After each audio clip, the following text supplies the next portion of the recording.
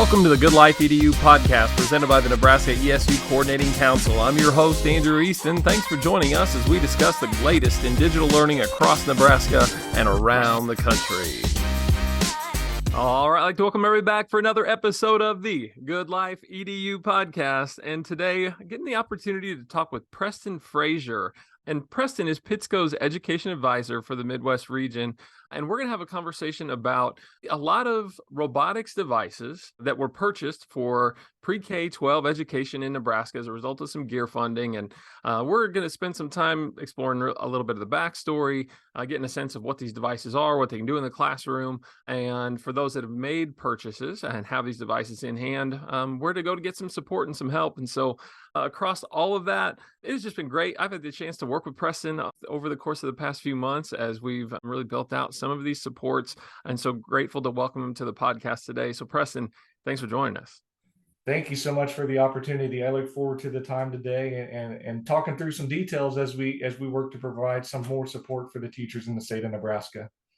I guess my first question for those that are maybe not familiar with this purchase or even your company for that matter, can you talk a little bit about Pitsco and let us know who you are and what kind of solutions you all provide?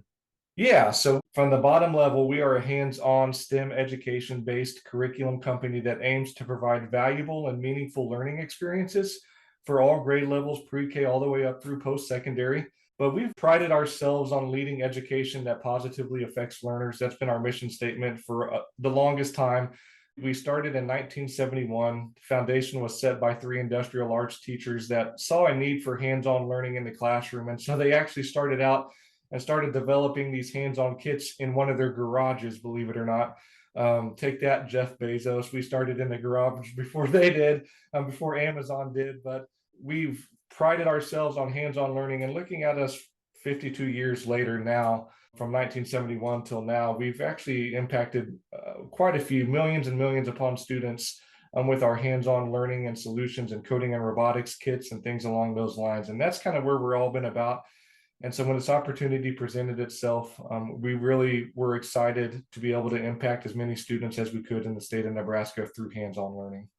Gosh, and over the course of today's episode, I'll do nothing but sing everyone's praises at Pitsco because it has been really terrific to get a chance to collaborate with you all on a regular basis and make sure that we're not just making purchases, but we're making pathways for those to be implemented into the classroom and doing that through a myriad of different resources that we're going to point to later on. But I guess to start with, and this is fun because this is really how the ESUCC, which is obviously this is our podcast, how those collaborations work. And so funny story with this would be to say that you first got tied in with the ESUCC at the Great Plains Summit, right?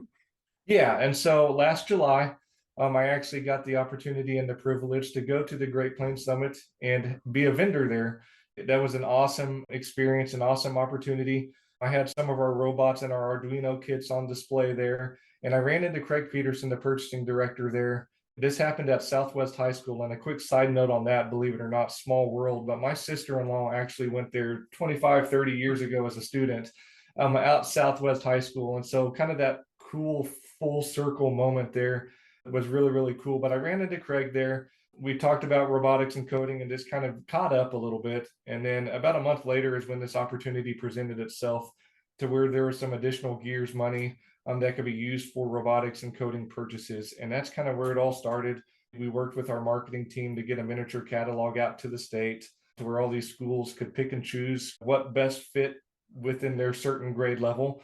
And then we kind of just helped out and supported from there. It's really an awesome thing when two organizations can come together to make something amazing happen for all the students in any state. So Yes, absolutely, Preston. And that's what's kind of fun about being a part of this CC. You know, as speaking from my own personal experience here, is to know that, you know, Craig Peterson is out at conferences and working at the vendor tables and getting a chance to make those relationships that he then builds upon, you know, whenever he gets to go back and, you know, lean into those and making sure that our statewide buy that we get through our cooperative purchasing is allowing schools to save money by being connected to businesses as a collective. And so really grateful that we have the opportunity to do that kind of work as part of the ESUCC's cooperative purchasing. And then, as you mentioned, then there comes this point where there was some GEERS funding And so really grateful to our governor here in Nebraska for ensuring that those funds were allocated to this effort.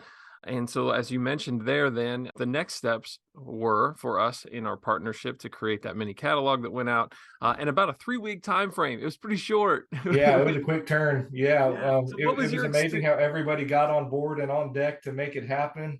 And yeah, it was an amazing document that our marketing team created for this opportunity. And then it was really a seamless process from there to where they could easily choose what they wanted and go from there. And so it was a quick turn, but it worked out, and it was an amazing end result at the end of that. So Yeah, and big kudos to Scott Isaacson for working with you all in facilitating that. That's a lot of organization, reaching out to schools, and making sure that we've got all those purchase orders in and the devices are getting where they need to go. And I do remember having a conversation with Scott in his office as I was inquiring more about what was going on with this. That he said, "Yeah, and there's going to come a point where that's kind of the end of." What his investment is in that particular bucket of work, which is where it then falls to me with digital learning. yeah, And so okay, I said to Scott and started to really think through the collaboration and support from our TLT affiliate in our ESU network statewide. And that's to say that there's a teaching and learning with technology integrationist at pretty much every ESU in our state. And so as they had made some purchases themselves, or had been already in support of some classroom teachers with trying to implement those particular devices in their classroom, they had questions that they were hoping that we could follow up on and try to create some sort of professional learning or resource page where we would be able to just step into that a little bit further. And two things can be true. One, Pitsco already had a lot of those things put together. yeah, And Pitsco is great at helping us as we started to then, I don't know, just create sort of a curated site that focused in specifically on the purchases related to this Gears funded opportunity. So let's talk a little bit about that, I guess, then. Preston, what was the selection for some of these devices? And as we started to think about those supports, let's tell the story a little bit about how that all came together. yeah. So the selection of the devices in conversations we had with Scott Isaacson, we really wanted to kind of keep it limited. We have over 3,000 products that we do carry here for the impact of students. And for the sake of this coding and robotics initiative and tying it into that LB 1112 bill, we really wanted to kind of limit what was in that miniature catalog. And so we focus on 2 or 3 or 4 solutions at each grade band, pre-K through 2, 3 through 5, 6 through 8, and 9 through 12. And so once we had those kind of solutions in place, we were able to kind of develop that miniature catalog. And that's kind of where those selections started, is just trying to limit it, getting you the most popular items that other schools all around the country are enjoying at the moment as well, and then just going that route. And so I think it turned out well from the selection standpoint. I've heard from multiple schools that students are enjoying the products, they're having a lot of fun with them and things like that. And at the end of the day, that's all we want, is we want those students to have fun, enjoy learning, and have those aha moments in the classroom. So Well, and I think that creates a pretty natural pivot then to ask, what are some of those devices? What are some of those solutions that were purchased here in Nebraska to give us a taste of what those funds were allocated to? And maybe to be more specific, let's start off with something that's elementary, for okay. example. Yeah, and I'll start in the pre-K through 2 space there. So one of the solutions that schools could have chosen from is one of our screen-free coding robots, which is Kubo.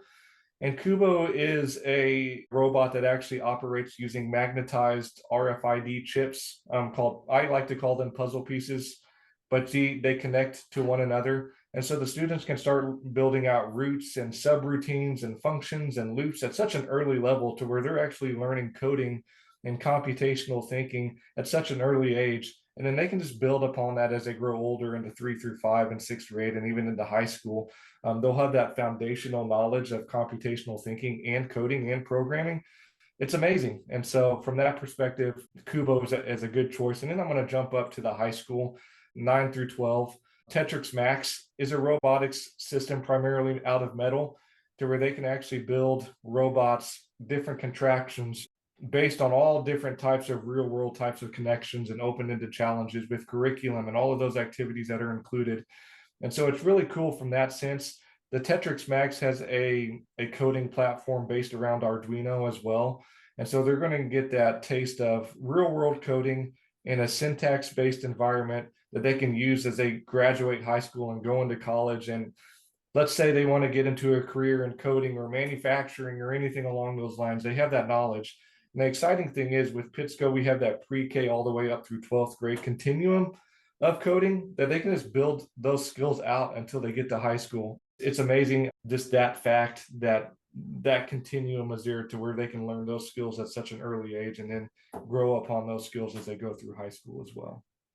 Well, and I have to say from personal experience, I got the opportunity at our ESUCC Legislative Day in Lincoln not too long ago to see the Tetrix robot on display there. I believe it was Adam Larson at ESU3 was sharing that with senators and other individuals who paid us a visit that day to show them some of the things that we have going on in education in our state. Impressive. It was really cool. Yeah. And I was just like fascinated to learn more and see the demonstration that he was able to put together for our state legislators that day. And that being said, too, I want to highlight the significance of the point that you made there, where I've been so impressed with how intentional everyone was with the selection of these devices so that it is something that isn't, let me put it this way, I guess.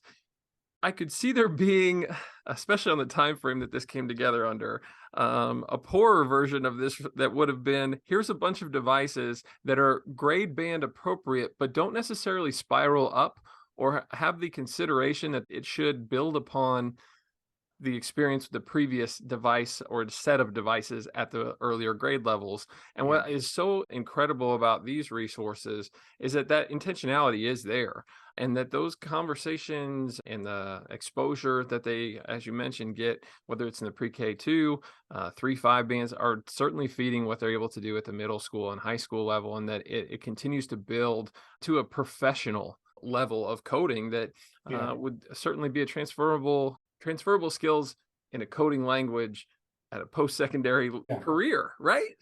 Yeah, for sure. Absolutely. And that's what we really want to aim, and this is for every citizen. We really want our students to be career ready citizens. And so we really try to focus on that as well as we go through our activities and our products and our solutions, is really focusing on creating career ready students that are lifelong learners as well. And so students that learn how to fail is a good thing as well. And so within our curriculum, within the products and the solutions that could have been chosen, there's that opportunity to fail, become resilient citizens as well. And so that's kind of what we're looking for also. Oh, I love that. I always tell my own children at home that fail stands for first attempt in learning. And I've said Yeah. it enough to where they sort of like give me attitude back about it. Do you know what I'm talking about? Yeah. I know, first attempt in there. Right. But it's so true that you have to go through that productive struggle. And it's great to know that these types of experiences are there, and right. And that's part of what's built in, is that you realize, well, it didn't do what I thought it would do when I entered this or put this sequence together. And how do we fix that? And so that's really great. Uh, One of the things I was thinking though, too, as you were sharing there, that it's worth us spending a moment to chat about is just the onboarding to this. And so whether you're a student or your classroom teacher, there is always something that is a little unnerving about trying something new, right? Back to our being a little afraid of failure, perhaps. And so talk a little bit to some of the supports that are available. And we got a chance to collaborate on a support site that we could maybe point folks to as well. And that'll be available in the show notes. But it's not as if we're just giving folks these devices and saying good luck. Yeah. If you are a recipient of any of these devices for your classroom and for your students, be mindful that there is support from Pitsco every step of the way. We have an awesome technical support team. You can reach out to them via live chat. We have a phone number to where you're actually going to speak to a live person. We also have an order support team if you had any order support related questions regarding that. And then you have me as the education advisor for the Midwest and for Nebraska. If you have any questions, you can shoot me an email, you can shoot me a text. I give out my cell phone number. You can call me, let me know if you have any questions. I'm here to help you out every step of the way as well. Back to Andrew's question about the site. In conversations with Andrew, we actually created a curated site, kind of like a one-stop shop for all of the devices and all the solutions that could have been chosen as part of this initiative. On there, you're going to find downloads and resources and videos for each one of the solutions. You're going to find the contact information for our order support and tech support team. you're going to find a section about device compatibility to where, let's say you have an iPad, you might want to know which solutions work best with that iPad. It's going to be there. There's also teacher-based webinars on that site as well that we've worked with Andrew, where there's various implementation ideas and strategies that you could use in your classroom for each one of those solutions. And so it's kind of a curated spot, a one-stop location for everything ESU GEER funding related regarding this robotics and coding initiative. And we're excited to share that out. And please be mindful, that's not the end all be all. If you guys still need support along the way, we're here to help every step. Well, and two things I would draw an underline under in Yeah. that like list of things is there are student facing supports, right? So the educator in the classroom or in the club, for example, maybe if these are being implemented in something after school, doesn't necessarily have to be an expert at what's going on to empower students with the resources that they need to be successful and to still learn. And then the teacher can learn from those themselves or just be there in support. Am I right? Yeah, absolutely. And when we've created our resources and content, I'll be completely honest with you, we created it through the lens of a teacher that is just now starting out teaching robotics and they have no idea where to start. And so we try to make that process as simple and that learning curve for the teacher as introductory and not, we don't want them to be afraid to get started. So we've tried to make that seamless and easy to start up and get after it. So that's kind of where we're at is we looked at it through a lens of a teacher that is just now getting started teaching coding and robotics. Yeah, and I certainly want to give a shout out to Ashley Rasmussen, Eileen Barks, Craig Hicks, Nick Ziegler, Jason Everett, who were all folks that joined us for the webinars, as you were For sure. mentioning. ESU colleagues, those TLTers from across the state who wanted to have an opportunity to share where these pieces might fit things that are going on in our Nebraska classrooms. And so we did that for each of the grade bands that we've referenced several times up to this point. And that's not necessarily connected to standards work just yet, but great for folks as they're starting out and thinking about, hey, if you're, let's say, a tech integrationist at the district level, who should I be reaching out to and at what times in the rhythms of the year, right, for something like this? And Yeah. so it's great to have those conversations and capture those and share those through the support site. One thing that we would like to get a chance to maybe revisit, because you talked about it earlier, was LB 1112 from last legislative session, which has evolved at this point into the Computer Science and Technology Education Act, which is looking at, bringing computer science not only as a requirement at the secondary level with some really specific guidance about what that course should entail, but noting as well that there is an elementary and middle school component to that act that asks that we're making sure that that computer science conversation is certainly in place and spiraling in the same way that I mentioned earlier in terms of trying to evolve over a learner's education. And so I guess two things I would say that with this: one, robotics is not specifically outlined, or coding for that matter, within that act, but these devices certainly could help educators check some of the boxes that are part of the guidance. And so to the degree that that's been part of your conversations, Preston, what would you share with others, I guess, in terms of broadly how these solutions might help? Yeah, and robotics and coding and computer science, they all kind of flow together. They're all related in some way. And so coding is technically a science of computer technology. It's really the art of debugging in that sense, to where you have to know the coding is really problem solving from that aspect. And so computer science is a part of that. But at the end of the day, knowing that they're all related in some way, robotics and coding, robotics is the medium in which coding and computer science can be flown out as the output. And so the coding and the computer science is really the inputs of that kind of portfolio there, or that kind of activity. Is robotics is really the output to where you see the robot move around and do all that. Coding and computer science is really the inputs of how it all works. So fair to say that this would be an engaging outlet to take what students are learning and find an avenue through which to bring that almost to life, really, Yeah, into an absolutely. interactive format where you could do that as a activity, as a group of learners or an individual for that matter. Yeah, for sure. It's a creative outlet for students. When students are coding their robot and they see their robot move on the tile or on the floor, or see their drone fly after they've coded it, That's where we're all about, is the aha moments, to where they can actually see all those different types of systems work together to create something that they can actually see visually. It's a powerful thing. Well, so powerful, in fact, that there have been conversations ongoing really since the last purchase about what it would look like to really double down and revisit this. And so that's something that don't have permission to get into the details of it at this time, but just know that those conversations are there, and we're optimistic that this work is only going to be enhanced and grow in the future, whether it be through that effort or something down the line. So, with that being said, and really having covered quite a bit of ground here as far as our conversation is Yeah. concerned. One of the things I'm excited about, Preston, is that for folks that would like to have that face-to-face conversation, because I'm someone who doesn't mind making a phone call. Emails are great. I can learn from a video just fine, but sometimes it's just great to be able to ask questions to somebody in person. And you, Preston, are going to be in Nebraska in the not too Yeah, for distant sure. Yeah, I'm going to be at the NETA conference here in March. I'm going to be at booth 509. And the really cool thing about my booth is I'm going to actually have all of these solutions that were included in that miniature catalog on display. So if you were swinging by the booth, or if you're going to be at the conference and you had some additional questions and wanted to meet with me face to face, I will be there to provide some additional support for you there as well. And then I'm also going to be at some other various Nebraska related conferences throughout the year also, to just continue to provide support, be there in person, and just help you guys out along the way.